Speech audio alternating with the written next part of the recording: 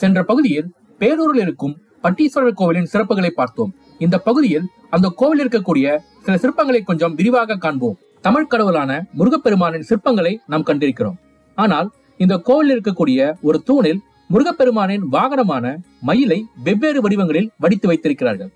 தூணில் ஒரு புறத்தில் முருகப்பெருமான் தன்னுடைய வாகனமான மயில் மேல் நின்றிருக்க, மற்ற 3 புறங்களிலும் மயிலுடைய சிற்பங்கள் இருக்கின்றன. தூணின் மற்றொரு பக்கத்தில் மயில் தன்னுடைய தோகையை விரித்து காண்பிக்கும்படியாக அமைக்கப்பட்டிருக்கிறது. 2 கால்களையும் கீழே நிறுத்தி 2 புறமும் ரெக்கைகள் பறந்து விரிந்திருக்க, அதனுடைய தலைக்கு மேலே தோகைகள் குவிந்திருக்கும்படி தன்னுடைய கண்களை கூர்மையாக வைத்துக் கொண்டு பார்ப்பது போல மிக அற்புதமாக இந்த சிற்பம் வடிக்கப்பட்டிருக்கிறது. மயிலுடைய தலைக்கு மேலே சிறிய கொண்டை இருக்கும், பார்த்திருக்கிறீர்களா? அந்த கொண்டை இந்த சிற்பத்தில் தனியாக தெரியும்படி அமைக்கப்பட்டிருப்பது சிறப்பு. தூணின் இன்னொரு பக்கத்தில் ஒரு மயில் தன்னுடைய வாயினில் பாம்பினை கவ்வி பிடித்திருப்பது போல வடிவமைக்கப்பட்டிருக்கிறது. பாம்பின் தலை கீழே தொங்கி நிமிர்ந்து பார்ப்பது போல வடிவமைக்கப்பட்டிருக்கிறது. இந்த தூணின் மேலே முதலையுடைய சிற்பமும் ஆமையுடைய சிற்பமும் வடிக்கப்பட்டிருக்கிறது.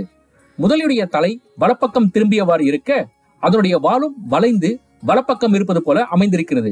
அதே போல ஆமையுடைய கால்கள் 4 புறமும் தரையை நன்றாக ஊன்றி பிடித்திருப்பதை போல வடிவமைக்கப்பட்டிருக்கிறது. கோவிலின் மற்றொரு தூணில் ஒரு மனிதனுடைய சிலை இருக்கிறது. இடது காலை தரையில் ஊன்றி வலது காலை குறுக்காக வைத்துக் கொண்டு நிற்கிறார் அவர். கையிலே ஒரு பெரிய தடியை வைத்திருக்கிறார். ஒரு கையினால் அந்த தடியை பிடித்துக் கொண்டு தன்னுடைய தலையை அதில் சாய்த்தவாறு நிற்கிறார் அவர். அவருடைய தலையிலிருந்து துணி போன்ற ஒரு அமைப்பு நீண்டு அவர் இடுப்புக்கு கீழே தொங்குவது போல இந்த சிற்பம் அமைக்கப்பட்டிருக்கிறது. இந்த தூணின் மறுபக்கம் இருக்கும் சிற்பம் ஒன்று நீண்ட வாளை தன்னுடைய முதுகுக்கு பின்னால் வைத்துக் கொண்டு தன்னுடைய 2 கைகளாலும் அந்த வாளை மேலும் கீழும் பிடித்திருப்பது போல வடிவமைக்கப்பட்டிருக்கிறது. தூணின் 3வது புறம் இருக்கும் சிற்பம் நடனமாடுவதை போல அமைக்கப்பட்டிருக்கிறது. வலது காலை தரையில் ஊன்றி இடது காலை குறுக்கே வைத்தது போல இருக்கிறது. சிற்பத்தின் இடுப்புக்கு மேலே வலது புறம் வளைந்திருக்க, அவருடைய முகம் புன்முறுவலோடு இருக்கிறது. தன்னுடைய வலது கையை செவியின் பக்கத்தில் விரித்து வைத்து காண்பிப்பது போல இது அமைக்கப்பட்டிருக்கிறது. இடது கையில் ஏதோ ஒரு பறவை வேட்டையாடப்பட்டு வைக்கப்பட்டிருப்பதை போல அமைக்கப்பட்டிருக்கிறது. வலது தோள்பட்டைக்கு மேலே அம்பு இருக்கும் கூடு போல ஒன்று இருப்பதால் இது ஒரு வேடுவரின் சிற்பம் என்று கணிக்கலாம். ராமர் வில்லை உடைக்கும் சிற்பம் ஒன்று இந்த கோவில் தூண்களில் வடிக்கப்பட்டிருக்கிறது. தன்னுடைய இடது காலினால் வில்லினை தரையில் வைத்து அழுத்தி பிடித்திருக்கிறார் அவர். தன்னுடைய வலது காலினால் தன்னுடைய முழங்கால் உயரத்தில் வில்லை வெளிப்புறம் அழுத்துகிறார். தன்னுடைய இடது கையினால் வில்லின் மேல்புறத்தை பிடித்திருக்கிறார். தன்னுடைய வலது கையினால் அந்த வில்லினை தன் பக்கத்திற்கு இழுக்கிறார். நெற்றில் இருக்கும் நாமமும் இடையில் அணிந்திருக்கும் வேட்டியும் தொடைவரை நீண்டு மிக அற்புதமாக வடிவமைக்கப்பட்டிருக்கிறது இந்த சிற்பம். கோவிலின் இன்னொரு தூணில் முனிவர்களுடைய சிற்பங்கள் இருக்கிறது.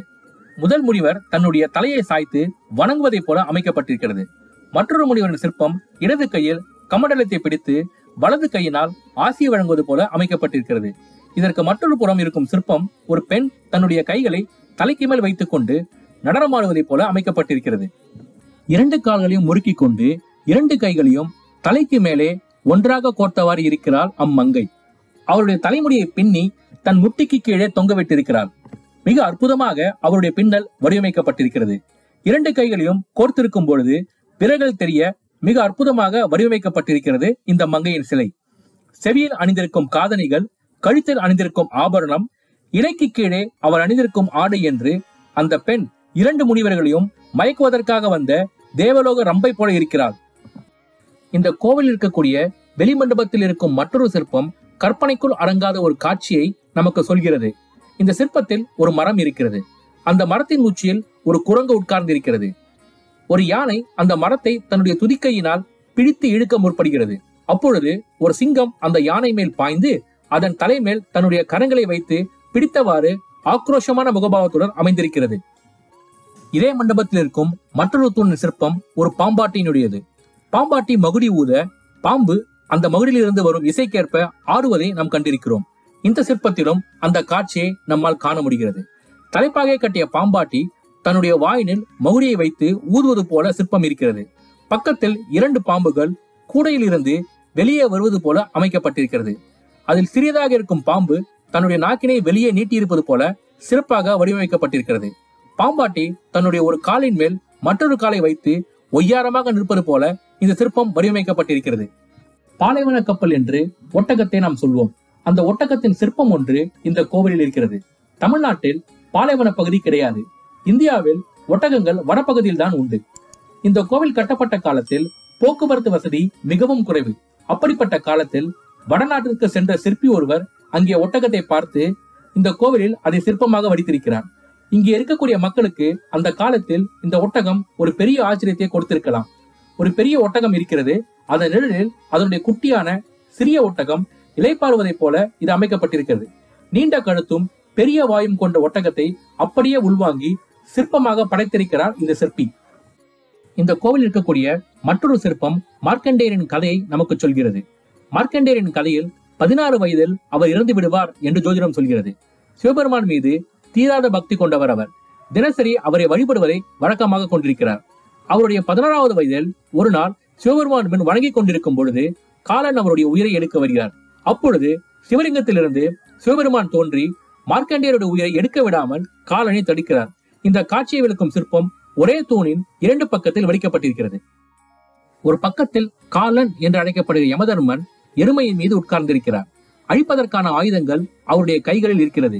அவருடைய கையில் இருந்து பாசக்கயிறு நீண்டு சென்று மார்க்கண்டேயரை பிடிக்க காத்திருக்கிறது. மார்க்கண்டேயர் சிவலிங்கத்தை கட்டி அணைத்தவாறு இருக்கிறார்.